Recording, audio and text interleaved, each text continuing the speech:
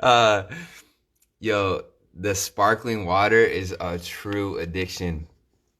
You know it's an addiction when you're willing to wait in that, hour and a half line outside of Trader Joe's. Um, what's up, yo? India in the house. Man, I'm really sad I couldn't make it to India. Um, you know, as planned, I was supposed to be there mid-May, but I will get there eventually. Whenever this thing ends, I will be getting to India. I will be getting to Argentina too. So, what's up, Holotype?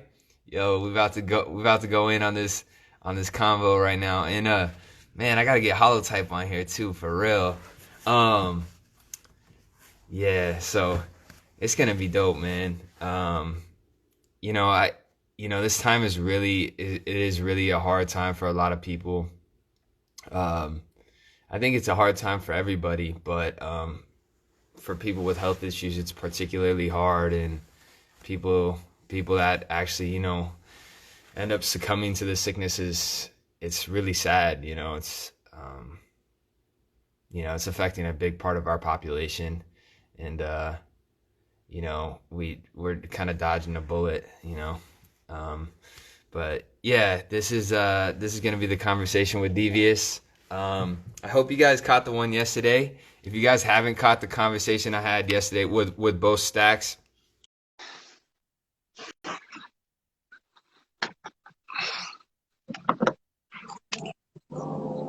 Oh, I knew it. oh, the video's struggling. Yeah, Why is that? I have no idea. It doesn't normally do this. Um, Huh? Just just with IG Live. yeah. Give me a second. All right. What's up, Graphic? Yeah, man. This should be a good one.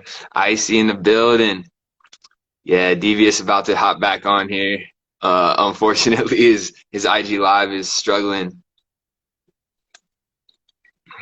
If anybody's got the plug at Trader Joe's, I'm looking for a sponsor. Yeah, Surf, he's always breaking shit, man. He's just too strong, bro. He's just too strong. Yeah, so I mean, for y'all that don't know Devious, this guy's got a really diverse background, a long lineage in the street dance world, and also, what's up, MC Pop? Uh, yeah, Devious has a long lineage in this game as far as street dance. So, he's been dancing since he was a little kid, and we're really gonna be kind of going through some of his history, I'm sure. And man, he's just a great resource. Um, to see the amount of people become like the people that would come through his house throughout his life is just like no short of legendary. From OGs to young people to up and comers to like world famous stars coming through to the dojo to train. And it was like, the dojo was legendary, and Devious was a huge part of that. So um that was Devious's house. So Devious, Rock Swift, Frantic, Tronic, they all lived under one roof. So it was crazy. And more people lived under that roof too. P Boogie, other great 1-8ers. Um, it was crazy, man. Crazy parties. And oh, here's Devious right here. Yeah, Wiz Kids is right.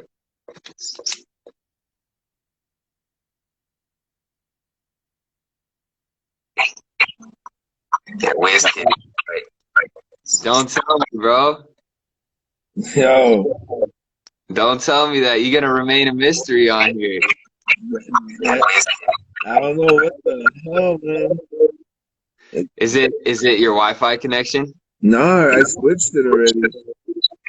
Oh, You know okay. what I'm gonna do? I'm gonna log on through another phone. Let me see if that works. Yeah, try that, and then if not, you might just want to delete Just do audio. your app and then Okay. re-download it. All right, yo. Yeah, yeah. So I'll keep talking you up. Yo, sir, what was that? You said, tell them how far you used to travel to come to the hood to train. Uh, yeah, I mean, uh, how far Devious used to travel or how far I used to travel? Man, LA is just so big, you know, it's like we go far and wide to really like it's different. It's a different day now. You know, I start to feel like I'm seasoned, you know, but I'm still kind of young in the game compared to Devious and others, you know. I've been doing it for 10 years now, but yeah, man, you know, Pacoima is not close to where I'm from, you know. I'm on the other side of LA. So, I'm from San Gabriel Valley. The Devious and the Dojo and the Great 180 in San Fernando Valley. So, you know, that's about an hour away. I'm from a city called Monrovia, and that's where I grew up. So, um, and at the time when I first started popping, I would travel all the way to Long Beach. You know, I'd travel to Homeland, and that's where I first started. And then it wasn't until, you know, a year or two later that, you know, Devious and Frantic spotted me, and they invited me to the dojo to train. And it was like, you know, of course, man. Yo, what's up, DJ? Montreal in the house. Yeah, it wasn't until a couple years later that they so like, you know, back in that day it was like you kind of had to earn the stripes to get invited, you know, to these spots to train. It was like it wasn't just like anybody could come through. Anybody could come through, but it was kind of like, you know, they just they had seen that I've been putting in work, you know, at Homeland, and I was entering every battle, and then a little part of my history was just kind of like, uh, oh yeah, here's Devious. Let's see it. Let's see if his video is working now. Let's see. Hopefully, cross your fingers. Don't be the Wi-Fi, just be the phone. Yeah. Nah, don't tell me, bro. What is that? Um, but yeah, a little piece of my history was like the little piece of my history. So yeah, Veronica just not how I. It's not exactly. We could also ask Devious how I earned my stripes, but we'll see. See what he says. Veronica just not how I. It's not exactly. We could also ask Devious how I earned my stripes, but we'll see. Delay right now. That's crazy. Yo, Not how I. Yeah, what's up, bro? I don't know, bro. I deleted the app and everything. That's so crazy, man. Yeah, I'm gonna try one last thing. If not, then it's just gonna have to be the audio. Yeah, yeah, it's not too big a But deal. but I'm still listening. I'm still listening, so I'll be able to add on. Just keep dropping that knowledge.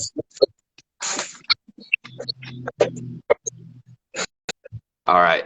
Yeah, so I mean, yeah, Johnny Five in the building too. Shout out to Johnny Five. Yeah, it's kind of crazy, you know, like you know, Johnny Five, Devious, they can tell you what they observed of me in the beginning, but you know, I don't know what their perspective is necessarily. The time that I kind of noticed that I was possibly, you know, quote unquote earning my stripes was, you know, entering all the battles. But at the beginning, I wasn't really afraid to call people out either, you know. I got scared later on. No, I'm playing, you know. No, I just like, I think, you know, people started to take notice that I was just dedicated to the craft. You know, it wasn't that I was like disrespecting people by calling people out or anything. It was more like, oh, this kid is hungry, and I think that was just pretty evident, just by the attendance. You know, the skill. You know, people would see me progress. I mean, it wasn't hard to progress because where I started was really bad. So people saw me starting to climb, and some people didn't see me till I was somewhat you know, okay, decent, passable, you know. Started making it past prelims and battles, and also just, in our culture, in our street dance world in LA, is kind of, you can't show fear, as far as, that's really what it's about. It's more about not being scared of confrontation. Because LA is big bad LA, it's big bad Los Angeles. Like if you feel like, you're an imposter, or you don't rep the real, you're gonna get challenged. You're gonna get, people want to people want to see the truth. They want to see authenticity. So LA kind of sniffs that out, I feel like, at least in the underground. And if you get sniffed out, then it's kind of like, you could go straight to the industry, basically. Yeah. Yeah, exactly, sir. Yeah, like it's just like iron sharpen iron, right? Like it's just, we're sharpening our swords.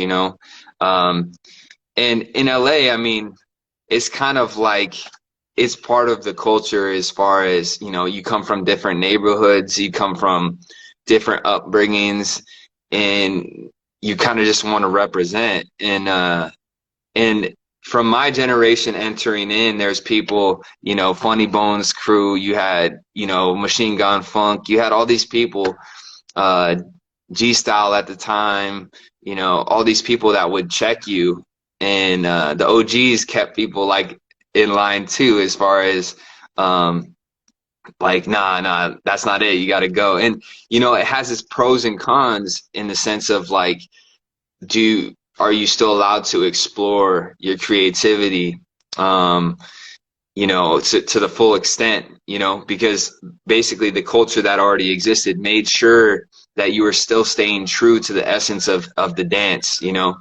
So in the beginning, it feels like a heavy weight, but eventually, they start to peel that back, like, hey, like, um, when you start to explore, they make sure, like, that you've earned that right. It was almost like you got to earn that right to add your own in. At first, it's like you gotta hit, you gotta do it a certain way before you can start to explore with it. Learn the rules before you break them.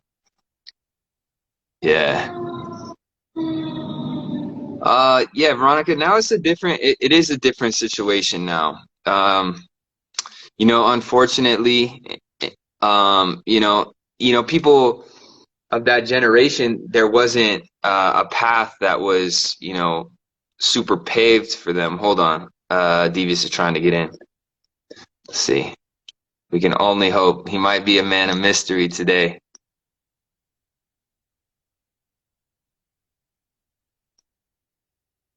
I have a feeling it's gonna be mysterious, devious. Oh shit! Let's go. Let's go. That's right. Yeah, devious in the building. The boys are back in town. Let's just hope it stays this way, man. No, it will. I got a whole new phone right now, man. There we go. There we go, man. Yeah, so, um I've been so listening. people are getting soft these days. It's a battle of musical chairs. Or Straight dropping knowledge. yeah, so what I was just talking about a little bit, I was giving you an intro, and then it just segued into a whole beginning, like my beginnings. That's right. Uh, and No, keep going though, bro. yeah, I was just like, maybe you could cross reference this for me too, because sometimes, the memory is a squirmy thing. Like, people were asking, like, how do you earn your stripes, or how did I earn my stripes, or when did you start to notice me, or Yeah. like, what was my beginning like? Yeah. So, um, everyone has different definitions of that. And Yeah, for us, because a lot of what we do out here, like we're a unit, so a lot of us do a lot of the things together, like Rock Swift, Frantic, Pete Boogie, the Great One Haters, all that. So for us, like the way people put in work is just like you see them all around, because we're, especially when you were coming up, like we were everywhere. So Yeah. When we start seeing people everywhere that we're at, we start noticing them a lot more, and then we just like always notice you were always like, huh, yo, put down the volume a little bit. I Oh think I yeah. hear echo. Oh my bad. No, it's all good. Yo, check, check. Yeah. All right. Yeah, and another thing too, like especially when you were coming up, the racial thing, especially in our scene, like being a white boy and coming around to battles everywhere and like putting in work, and like regardless if you made it past prelims or whatever, we always seen you battling, and then if you didn't make it past, we would see you in the ciphers, like right there, like just getting all that knowledge, putting in. Well, see, like putting in that work, that's what we consider putting in that work, not just entering, going to the jam, entering, losing, and going home. Like, you was like in there in the ciphers with us and everything. And then, you were always at our jams, and then you started coming to the dojo. And then that's when, that's what it really is. Like, you put in work, and then it's like, now you could spar with us. And Yeah. so now it's Yeah. like, all right, like he's earned like to come to our, like you said, it's our crib. It's not like it's just like a dance studio or a Yeah. place like that. Like it's our actual crib. So Yeah. you gotta earn that trust. It's like it's not just like a saying. Like for us, like it's real. So you would come over, and then we would just go rounds and rounds and like session for hours, and you was there with everybody, like Brandon, Yeah. myself, Tronic, you know, um, Johnny Yeah. Five, even Yeah, man. I was just like, I felt like also, it was kind of like, it was like brothers, like it was like a family thing. And it was like, there was certain, like coming up, like where I was from too, uh, I was never, there was a certain hierarchy, it wasn't a yeah, hierarchy, but it was kind of like, um, where I came from, like nobody was really like fucking with me, like as far as, you know, like a big brother would, yeah, yeah. Well, I never who's the real OGs from your area? the OGs from my area. No, I was Yeah. talking about like when I was coming up in high school and stuff, Oh, as okay. far as Yeah, like yeah, with friends and stuff. yeah, It was kind of like, it wasn't like people would kind of challenge me in any type of way. So like when I came to the dojo, it was like now I got a bunch of big brothers that are always like, "You ready? You ready?" yeah, yeah. And like for I want to ask, like for someone that you've been to a lot of places, a lot of people's dojos and stuff. Like, what did you feel? Oh, give me a second. What did you feel that our dojo? What made our dojo different than the other places? Well, I mean, the places back then, like when I started out at Homeland versus Yo, Els, what's up? Ill in the building, yeah. Yeah, like as far as the difference between the dojo and Homelands, that's the reference point that I had, and also like the jams and sessions and stuff. But the dojo even had a variety of different things, as far as uh, when me and you would train solo versus like, we would have like a backyard boogie or party or something. It was just different vibes. But, I felt like the dojo had the whole package. Like you had the solo training sessions that we had where we would Yeah, spar like crazy. And then we would have like the parties where we would get like, you would always be fly, like you'd be rocking fresh ass shoes and shit, and like, you know, but it was always kind of b-boy stance too, where it was yeah, like you'd be like, oh, I'm gonna catch him slipping. So it was like a perfect, you had the training sessions where you're yeah. sparring, then you had the party vibe, which was like, a definitely a big part of the history of everything. And Oh then yeah, for sure. yeah, man, and then you also just had like a constant influx of like the best talent from the people, the underground where people didn't know them, and then you had like the celebrities basically coming through, Yeah, yeah. everybody in between. No, yeah, and that's another thing too. Like a lot of people don't realize, like at our dojo, when you would come, like not only are you gonna like be there in session, but you're gonna run into so many different people from different walks of life. Like Yeah. MMA fighters, b-boys, just regular hood people. Like it just like and that's really what street culture came from, like that backyard party vibe. So like it's something that we were able to recreate in Pacoima. And I just want to make sure, is the mic still sounding messed up for everybody? Yeah, the mic's all right for me. Okay. Just want to Yeah, make sure because I could get headphones. yeah. Because I think Just make despite sure real quick before we continue. despite whether they can hear it when we download it, when it goes to YouTube as well, it'll be all right. But Oh, okay. For sure then. All right. yeah. Okay. So Veronica said it's good.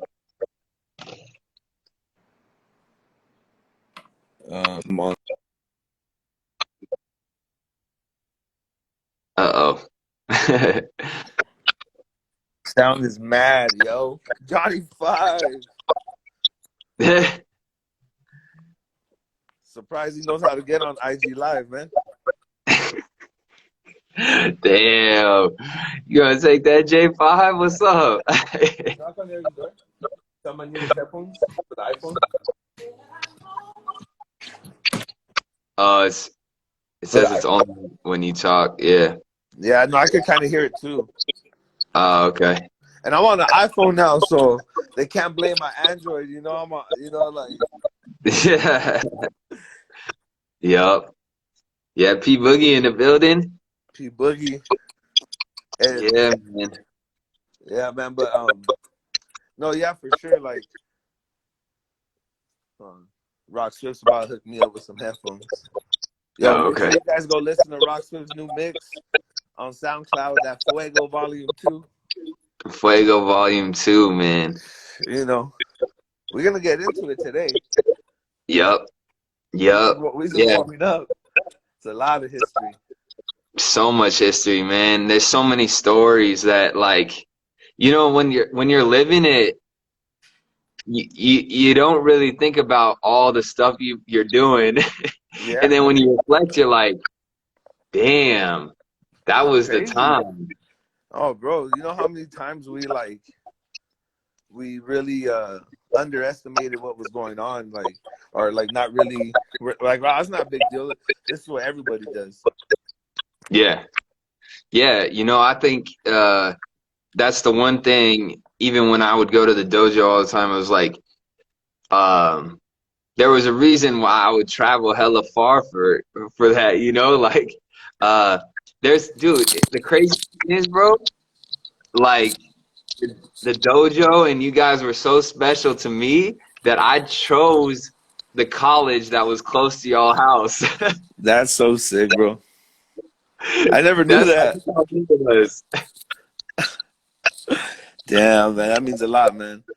And and Because and that's like, I was like applying, like I was looking at colleges. I applied to a couple and then I was like, this is the only one where I'm gonna get trained up, yeah, man, and that's something we always appreciated because you always let us know, and you always show that love because like a lot of people came to the dojo and that's where they sharpened their skills, and it's not that we look for validation or anything like that, but it's nice, like, because over the years we started realizing that like people were making those type of sacrifices, so we took it important and we took it serious, like we wouldn't, like, as like there's only a few people I've taken under my wing, and anybody Yeah, that I've taken under my wing, like I give them my all, like there's no yeah, secrets, there's no like hiding industry tricks, like everything I know I give it, and because like that thing you just explained right now, like because we started realizing like people were making these type of sacrifices to like come, and it wasn't something that we ever overlooked and shit.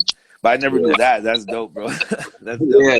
Well, dude, it was crazy because like Serv was like, "Oh, yo, tell him how far he used to travel to come train in the hood, right?"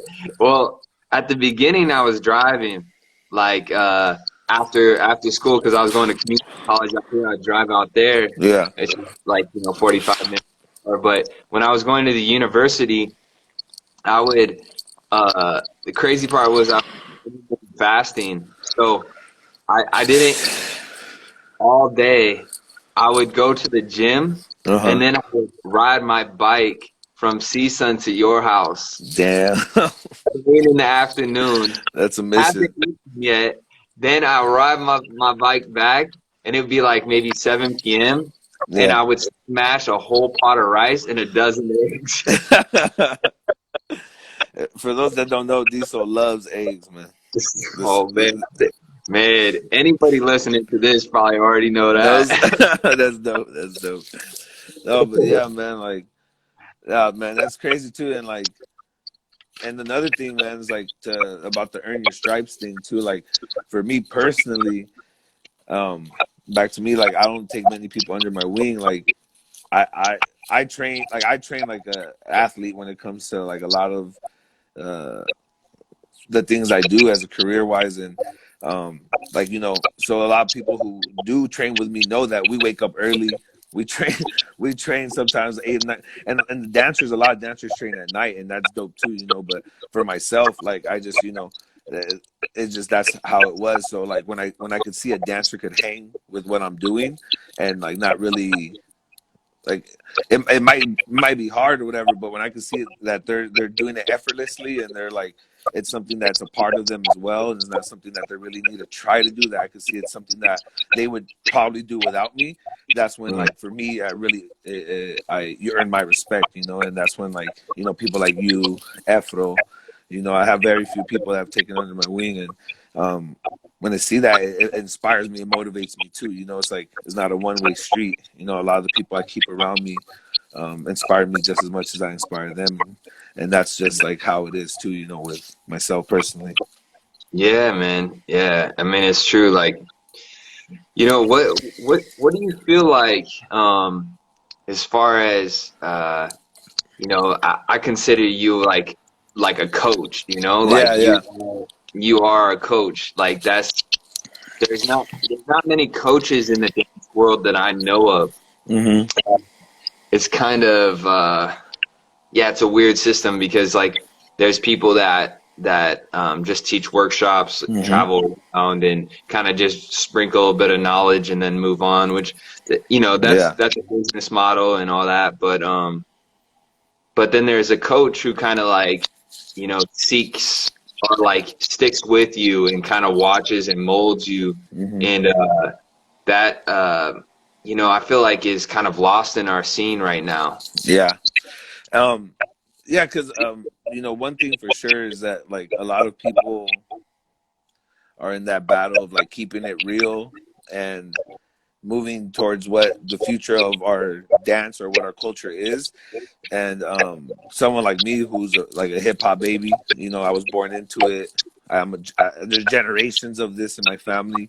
I always had the confidence to always be myself and really just like not care what people have to say. Like it's not no one. I'm not. I was never seeking any validation just because of that reason of me being born into it. Yeah, So like I'm not afraid of being like, yeah, I do coach people in a way, where a lot of people like they might have the ability to do it, but they don't know like since it's like in popping is kind of considered hip hop as well, and they go by the same rules in a way. So it's like, oh, that's not real. Like you got to just go to a club and we just got to cipher all the time and that's it. And like that's real street dance. Like in a way it is. But right now where the dance is moving towards and what I also do in other aspects of my life, it's just something that it's just a way I've always been. I've always been like uh, each one teach one, like that hip hop mentality where like I learn something and I have to learn it in a way where I could teach it, where I could yeah, share it. It wasn't ever, I never considered it teaching. I consider it sharing it, So it's like, oh, if I learn something, um, I got to be able to break it down to the next person, So that mentality with what I do with sports, just molded into how I am when I show people things or I share with people. yeah, yeah. I like what you just said. Like the idea of the even the word to teach is kind Yeah. of a weird one. Yeah. to share is a better, I think, a better articulation of like what we For our do. generation, for our Yeah. generation, you know, for Mm, Jekyll, for Pete, you know, people like that, they're teaching because mm. they created a lot of these things and we're actually there. You know what I'm saying? We're sharing. We're sharing. You feel Gotcha. me? Yeah, yeah, I yeah. didn't mean I to understand. interrupt, but we're on, you No, know, no, I understand. I understand. Yeah, I see what the differentiation that you're making. Is like yeah, the the yeah, because when you teach something, it's like you claim to know the truth, right? Like you yeah. claim to know the essence of like this is what it is. Like you know something that other people's don't in a way, you know, like about what you're teaching. Yeah, like so it would be like when I think of teaching, I think of like there's an ultimate truth. Like this is the the thing that there's no deviation from this. This is I'm teaching you the truth right Yeah, now. And like the people that originated are pretty much the only people that can teach yeah, that. For us, like for example, like the pass down, like we're in direct connection with the people that were a part of the origins, hmm, so they teach it, but all we're doing is going and we're sharing what they taught us, we're sharing, and then it's kind of like a we also can share, or we can teach maybe our perspective because that's exactly. original to us, but Yeah.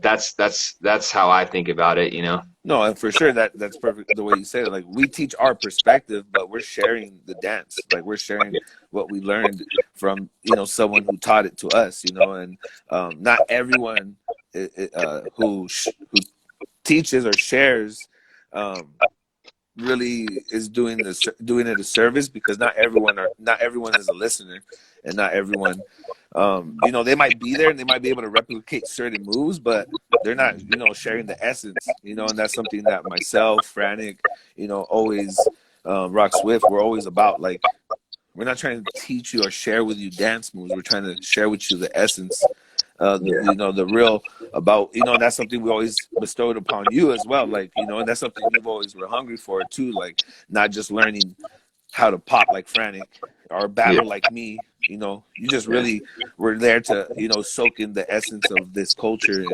and Yeah. yeah, man. So, but that's the thing, bro. There's a lot of people out there claiming to be teachers, and they're they're not, you know, and that's, you know, that's also what keeps us in this stagnant state that we're in street culture. Yeah.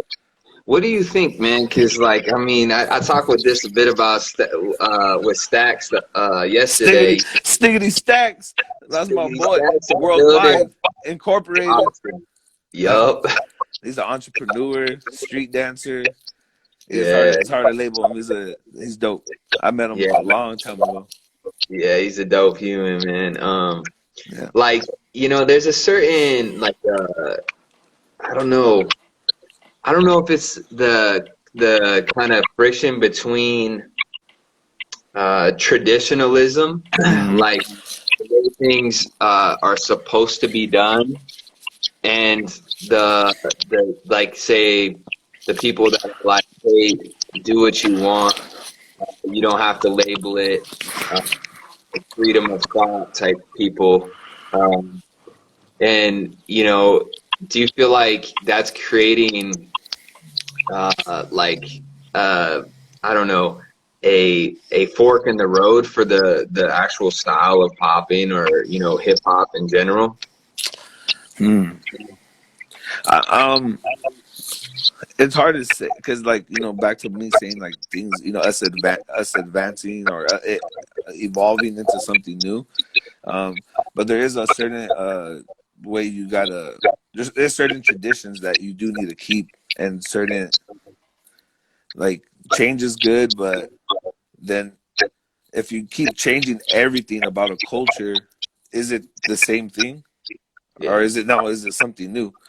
You know, yeah, which is fine, but it's like if you compare it to music, like, you know, and this is why they have the fan base. You know, just any genre has the fan base it does, is because you could go to like country music is country music.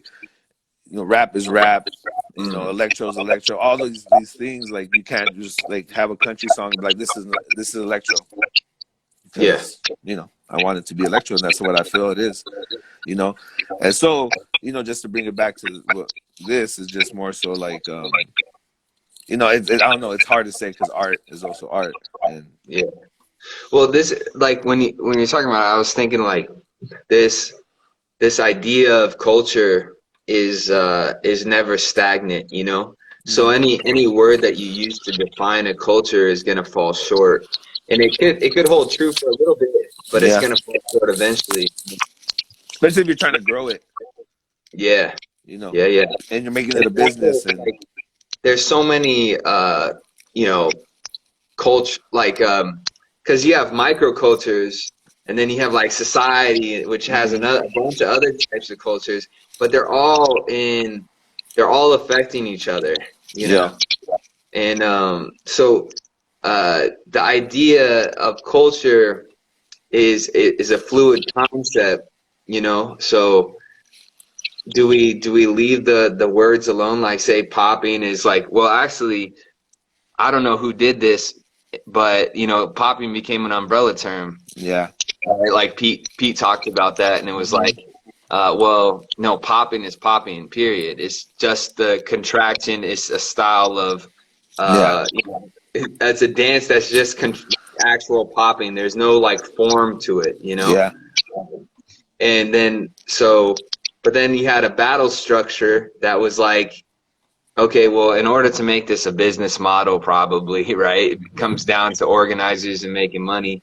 But it's like, okay, well, we have to say popping because how many true poppers are in the world? You know, we have wavers, we have tutters, we have, but as long as you're popping, it's still popping, right? yeah, So, you know, like, do we just keep the words like they were, or do we call them new things? And then old people say, like, yeah. yo, nah, we've been doing that, you know? Yeah, that's the double-edged sword, bro. And that see, like those questions there are like it's I don't know. It's like a going down the rabbit hole. Like no matter what your answer is, you're going to upset the opposite opinion because they feel so strongly about what this subject. You get what I'm Yeah, saying? And for us, for me, um, it's not something I really think about much. I just show it the way I was taught, and I was yeah, taught by a lot of the originals, you know. So I yeah, wasn't taught by like a second generation street dancer or a third, or I was taught by first generation street dancers, and my father was one, you know. Like so, like even though people are able with time to erase history, there's still like you know like for a while people said there was no such thing as a pop locker like that. No, but yeah, like when you break it down, I guess, you know, but if you go up to a random lady that's selling olotes on the corner in Los Angeles and you start doing something, I guarantee you that she's gonna know what she's gonna say that's pop locking. yeah, Do you get yeah. what I'm saying? So it does exist, you know. Dude, I'll be street performing in Monrovia, like at the Yeah. street fair, and like some dude will come up to me like, "Oh, he's pop locking," and like they're surprised, like you know, it'll probably be like a black or Latino dude that's Mm-hmm. like, you know, like probably 40 years old or a little bit older, and they're just like surprised that people are still popping, you know. Yeah. But they call it pop locking, so like, how are you gonna tell me like It doesn't exist. it didn't exist, you know? Yeah, and a perfect example I always use of that is like for dancers for poppers to get in the scene is you can't tell me pop locking doesn't exist when Jekyll does. Do you know what I'm Yeah, saying? Like or like there's more examples of it, but I just always use that because you know it's just what it is. But back to the naming of things, like you know, um, so that you know it changes and everyone has different ways of explaining it. What I do is I just focus on what I was how I was taught by the originals. I explain it that way. I let people I'm showing things to know that there's different opinions. yeah, I always tell people, and I know you could attest to this, is go ask questions from what I just told you. Like go find out the truth. You know, like don't just take my word for it. Like go ask or like you know, I've never been someone to like be like, you could only train with me. You know, like go get other opinions, go find out more. Like this is how I got better. This is how I became who I was or who I am. And yeah, so with that, bro, to me it's just like so many. I let the originals argue about that, Yeah. and I feel like for us, it's more about us trying our best to share that essence of what it should be or what we learned it to be, and passing it on to the next generation, and you know, sharing it as best as we can, you know, but never saying like this is what it is and that's it. Yeah, I also want to get your opinion, man, because I've become like a person that shares, does workshops, Hmm. and No, I really love like sharing. Like yeah. it's something like time flies by. I'm Hmm. like excited when people's like the light bulb goes off, Yeah, yeah, and I also love to like really kind of take a really open, free approach to it, yeah, um, to try and like uncover what people truly want to express themselves. yeah. But uh, sometimes I feel like, I guess for me is like I wonder what your opinion is on how hard you should be, or like sometimes I feel like I look at my upbringing and I'm so much more soft than what I was like Hmm. brought up in. And am I doing the people disjustice by not like putting some like actual friction, like Yeah, nah, come on, like bring it out of them. yeah. um so with that is like, because you know where I'm from and how I was raised, and you know, I'm from the hood, so it's like it's something that I've always been, um and because you're talking about bringing out like, say Like it. just being like the battle mentality, Yeah, okay, the yeah, yeah, that okay, type of stuff. yeah. So like, um as you know, like all that, I just explained where I'm from and all that. So, you know, me always being super comfortable with it, like, you know, it's always been something like I never thought other people weren't like that, because I've always, you know, have to be on defense mode, you know, when you're raised in the hood, and, you know, constantly harassed by cops, constantly, you know, in negative situations, like you're always going to have that up. So battling and all that was always easy. And then me growing and reaching different communities and traveling and doing, you know, different drop-ins and classes like at Brown, and, you know, going to places like MIT, and, you know, speaking and all that. Like, I really got to see both perspectives of it, you know, and like this question is frequently asked, you know, like how, like it's not me, you know, but Yeah. like for me, like I always told you, I always tell Efro, I always tell, you know, other people, there's a difference between battling and dancing. You know what Mm. I'm saying? Like, or like battling and ciphering, you know? So when you're in a battle, regardless of who you are, you know, there's a certain approach, you know, that you're going to have to take. It's just like if you compare it to the animal kingdom, like regardless of the animal or where you're at in the food chain, it's going to fight back Yeah. when it's being attacked. And that's Yeah. kind of what the battle is. You get what I'm Mm. saying? Like we're replicating what once was a real battle. There's no real battles no more, you know, they're contests. Yeah. And we're just, you know, paying homage to what once was a battle. Like, and so with that said, like when I teach people things or when I share with people, I always let them know that they have that in them, regardless of your upbringing. Like, just if you grow up with a silver spoon and $1 million, who's to say that you can't fight back, or who's to say that you're not able Yeah. to you know, be aggressive back to someone. And that's not the only approach to it. You know, there's different ways to show that aggression. But Yeah. one thing to always tell people, regardless of your background, regardless of where you're raised, you don't have to be from the hood to be hard. You know, you don't have to, but you don't have to act hard to show that you're from the hood either. You know, it's Yeah. like, so, Yeah. Yeah, it's kind of like with the idea of being hard, or like just the word that's kind of tossed around a lot is like gangster, right? Like, hmm, oh, like you're acting gangster, or like but like to be an actual gangster is different than like being gangster. Like, like for hmm, example, I think of this idea of being hard or gangsta is like really what we're saying is empowered, you know, and assertive. So when we think about like a real gangster, like if you got one of these like young gangsters that are out proving themselves, dude, they're like literally harming people for no reason. Like Hmm. you're saying that you're that, you know, Hmm. like you're that's not what you're talking about, right? No, for sure.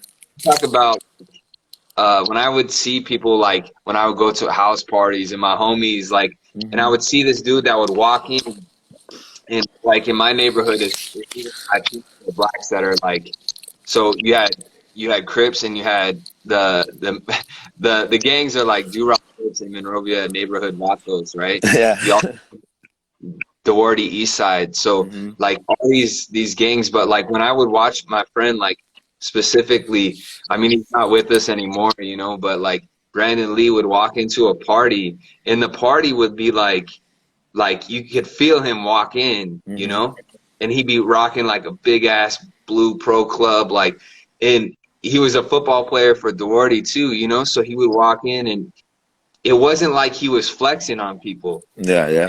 like that like he's like um he's almost like dealt with all existential angst like he's come to like face death in the face and he's like yo I'm here and like you just felt this calmness but also people were like yo I ain't fucking with him Yeah, right yeah. You want to avoid them. yeah but that's kind of like the mentality is of I think of that type of gangster where he's not proving himself, but he's just like protecting his block like the original gangs were made to do. And it's Yeah, like the assertiveness, like, yo, yeah, make sure you're in line. And like yeah. that's I think what we talk about when we come to 100%. battle in the street dance world. Yeah. It's like we're making a microclimate of that. It's like you're gonna how do you handle yourself when you're face to face with somebody, Hmm. you know, and No, there's aggression coming at you, you know? yeah. No, yeah, for sure. And first off, most of the gangsters I know are dead or in jail. Like Yeah. on a real tip, because gangsters do tend to go that way, like real ones.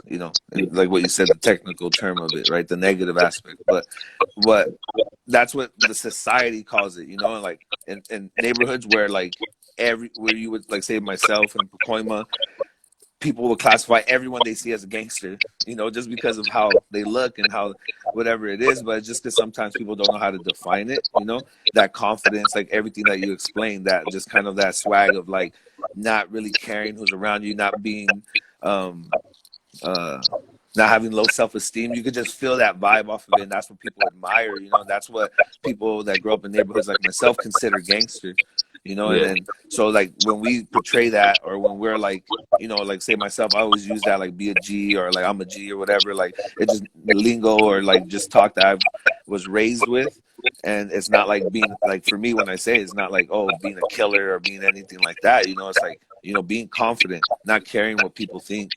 But that's just what we define it as, because as like our vocabulary isn't the same. We don't like, there's certain things we might not be able to articulate it. So then, when you grow up in those places, you just use that word. But it's because you don't really know what confidence means sometimes. Like, it's just like, and this is real. I'm not saying that everyone's like that, because we got people like Pierre who grew up in our neighborhoods too, who go to Ivy League universities.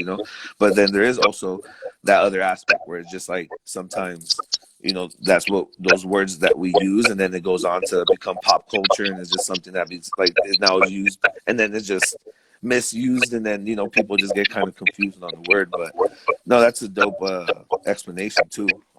Yeah, man. It's just like I think that's the kind of thing like when it came to like G style or like I you was just saw about to go into that too. like when you see G style like for people that don't know G style well I don't know if they're still crew but we're a crew Hmm. uh and they dressed like gangsters like how they were in SoCal in Yeah, LA, you yeah. know. And these people could be from anywhere in the world or whatever. But the idea, I think, the idea behind it was to empower people that were probably like disenfranchised youth, you know, like people that were, you know, seeking some sort of leadership or male role model. Mm-hmm. Um, and I think the premise of it was not necessarily bad to begin with, you know. So the idea of it is dope to empower people, but Yeah. things can also they can take a turn as well. So Well, um, yeah. You know, with ultimate power, you know, yeah, things tend to fail when to become something real big like that. And you know, like yeah, G Style definitely started off with those intentions. You know, like um, I was formerly in the crew. You know, my brother, Green Tech, and all that, and um, obviously there's people before us. But for sure, it was something that started off as a movement because there was a point in time where it was uncomfortable to go to a jam when you didn't dance a certain way, you know, and that's yeah, a fact. And that's yeah. as a fact. That's me as a 10, 11-year-old kid being there, being So uncomfortable. explain that a little bit. Like, Yeah, yeah. what do you mean? Like, be specific with it. Yeah. So you have to understand too, this is a time where like you could get into a fist fight and it's not going to end on social media. Um, you know, it's not you're probably not going to get in trouble. Like it's just a lot of that energy. So when you're uncomfortable at this time, when you're uncomfortable somewhere, it's not just because. Well, it's also because people are like looking at you weird and not really wanting to like cipher with you, not smiling at you, not dapping you up. But also there's fights. There's you see certain people outnumber another group of people. You know, it's just like that's just how that energy was. And when I say certain people, I'm not just saying EBs or I'm not just saying this. I'm not even saying them in particular. I'm saying in general, just any certain group that would be the dominant group at that point in time. You Oh, know, I see. um, or the popular group, however you want to explain it. But for sure, that I'm just saying it that way because a lot of people have different stories about that time period. But Yeah. for sure, it was something that's because I was at every jam. My dad, Papa Wiz, took me and Rock Swift to every jam that there was because there wasn't 100 jams at this time. And places, you can't even say jams because it was like 2 or 3 jams, like B-Boy Summit, freestyle sessions. And then the rest were like little, like, you know, ciphers or little like battles in different neighborhoods and like little spots, you You know. were at Radiotron too, yeah? Yeah, Like, I went to the first Radiotron when they came back from being gone for since the uh, 90s or whatever. I don't know what exact year they stopped, but they stopped for a long time, and then they brought back the Radiotron in that first year. I have the flyer. I gotta look it up, but it was like it has to be like 2001 or something like that, or like 2002 how or old were something. you in 2001? I was 11 or 10. Yeah, 10 or 11. Yeah, yeah. Um, but so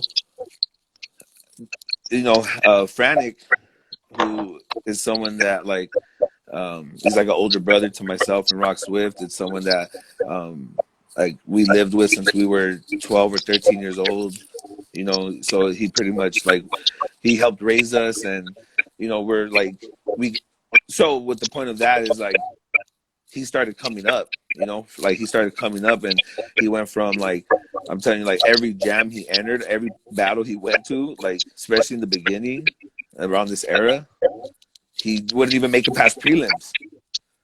If he made it past prelims, you have to understand how excited we would be because we're just like oh, like we drove 3 hours to get here and he made it past prelims. Like he gets to battle. Like now, you know, he finally gets to like go heads up, like which was our thing, you know. Yeah, So the point of that is like there was a lot of people similar to Frantic at the time too who weren't getting shown no love, and then that's when G Style, that's when Slick Dog and Pomona Waivers and the originals, you know, uh, Dollar Bill, Boardman, they started coming around and like Frantic. There's more like 'cause I was real young at that time, so there's pieces of that. Like I don't know how Frantic exactly met them and all that, but then Frantic started having them around, and then you know, this movement, this G style movement started coming along, right? Where there wasn't always named G style, you know, the origins of the crew. yeah, And it was really to represent all these people, these outcasts of the scene who never get love, and to really show that, like, you know, we're dope as well, and we have a story to tell. You know, Mm, it wasn't really um, like, you know, oh, we're gonna beat people up everywhere we go, because there was other people there who were some real gangsters, like, you know, people yeah. who will do things that will end them up in jail. So, you know, people definitely didn't have crazy energy like that, because, you know, for a while Slick Dog was like the MC, or like the hype man for, you know, Boogaloo and for EBs and all that, you know. Mm, So yeah, you know, the movement just really started as a positive thing, and you know, myself, Green, Frantic, you know, we all represented it for a while, and then we just, you know, things the crew started shifting directions and going like another way. So we just, at the time too, we already were a part of Zulu Kings, and we already had the Great One-Eighters too. So we just, you know, decided to actually, no, we didn't decide to. We got kicked out. We got oh, we all got kicked out of the crew, oh, you know, and that's because we were already a part of Zulu Kings, and we weren't really on that same path. So it was like, it was a perfect thing, you know, at the time for us, because, you know, we really felt disconnected, because, you know, then there's like so many more members who, you know, didn't really understand the history of the crew, and they were just kind of taking on a role that they really didn't understand, and all that, you know. yeah, man. I remember like when you were talking about like doing styles that weren't really accepted. I've heard different things in that era as well. I mean, I didn't start dance like I didn't start pop until 2009. So I I was at the tail end of that. Yeah, Or actually smack dab in the middle of it, really. yeah. Uh, so when I first started dancing, I was faced with a choice. That's kind of how it felt. It was like, Yeah. I pulled up to Homeland and I was like, I knew nothing. I knew nothing. I pulled up to Homeland and I was like, uh, Sprite brought me to Homeland and I'm looking around and I'm looking at all these people and I'm like, wow, this is incredible. Like looks like magic with your body, you know? Yeah, yeah. Like you're creating illusions of stops and shit. Like I saw Tin Man Tick and I was like, what the hell? I saw Long and he was roboting. I was like, how do you transform your body? Body, Like yeah. what's happening with your muscles? Like I just was mind blown. So I was already into hip hop. I was listening to hip hop for a long time, and I was like writing rhymes at the time, and then yeah, I was doing all types Yo, of real shit at quick, that. shout out to everyone viewing. Shout out to everyone. We got Frank Quay, we got Ills, we got Alan, we got all Oh the shit, homies in. man. We're gonna have to end this and then start another one. All right, for sure, for sure. All right. Yeah. See you guys in a sec. All right.